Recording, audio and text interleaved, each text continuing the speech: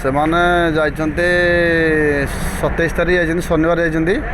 ଆଉ ବର୍ତ୍ତମାନ ସୁଦ୍ଧା ସେ ଉପରେ ଅଛନ୍ତି, 4 ଦିନ ହେଲା ଉପରେ ଅଛନ୍ତି, ଯାହାଦ୍ୱାରା ସେ ଆସିପାରୁନାହାନ୍ତି। ତାଙ୍କୁ ବହୁତ ଅକ୍ସିଜେନ୍ ସର୍ଟ ହେଉଛି, ଦେହ ପାଟ ଅସୁସ୍ଥ ବି ରହୁଛନ୍ତି।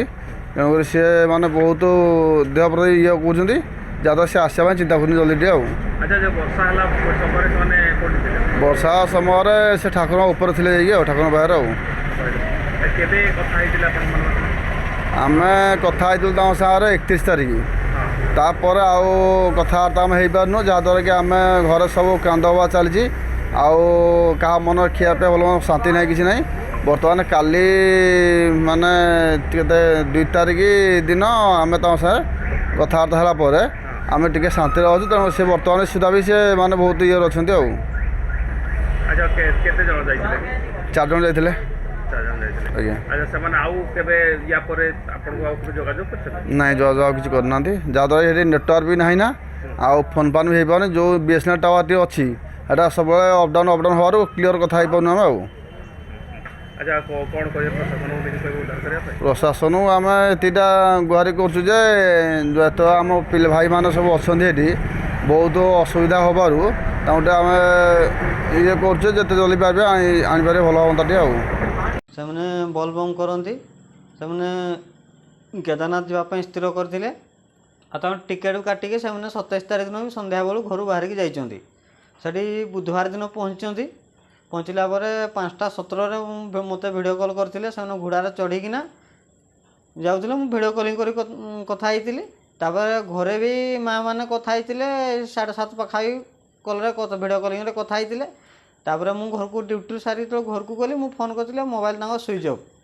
ଗୁରୁବାର ଦିନ କଣ୍ଟିନ୍ୟୁ ଫୋନ୍ କରୁନୁ, ମୋବାଇଲ୍ ସୁଇଚ୍ ଅଫ୍। ଆମେ ଶୁକ୍ରବାର ଦିନ 2:30 ପାଖାପାଖି ଆମେ ଶୁଣିବାକୁ ପାଉଁ ଯେ ଇନସିଡେଣ୍ଟ ଏଠି ଭୂସ୍ଖଳନ ହେଇଛି ବୋଲି କେଦାରନାଥରେ। ଆଉ ମୁଁ ଯେତେ ଫୋନ୍ କଲେ ମୋବାଇଲ୍ ଲାଗିଲାନି, ଖାଲି ସୁଇଚ୍ ଅଫ୍ କହିଲା।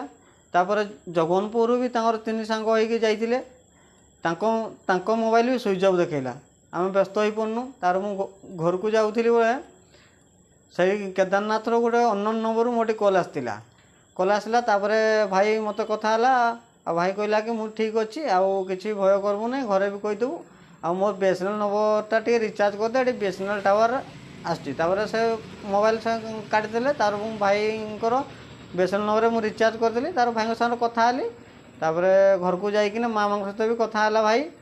ତାପରେ ମୁଁ ଆଜି ସକାଳେ ବି ଭାଇ ସାଙ୍ଗରେ କଥା ହେଇଛି। ଭାଇ ମୋତେ କହିଲେ ଆଧାର କାର୍ଡ଼ଟା ଟିକେ ବଟେଇ ଦେ, ତ ମୋବାଇଲ୍ ଅଛି ଯଦି। ମୋ ମୋବାଇଲ୍ରେ ତାଙ୍କ ଆଧାର କାର୍ଡ଼ଟା ଥିଲା, ଫଟୋ ଉଠେଇକି ରଖିଥିଲି, ବଟେଇଲି। ତାପରେ ମୁଁ କଥା ହେଇନି। ତାପରେ ଆଉ ଥରେ 4:30 ପାଖାପାଖି ମୁଁ କଲ୍ କରିଥିଲି, କଥା ବି ହେଇଛି। ଆଉ କ'ଣ ଖାଇବା ଦେଉଛନ୍ତି ବୋଲି ପଚାରିଲା ପରେ ସେ କହିଲେ କଦଳୀ ଆଉ ଚୁଡ଼ା ଦେଉଛନ୍ତି ସକାଳେ, ଆଉ ସେଠି ଅରୁଆ ଚାଉଳର ଭାତ ଆଉ ଡାଲମା ଦେଉଛନ୍ତି।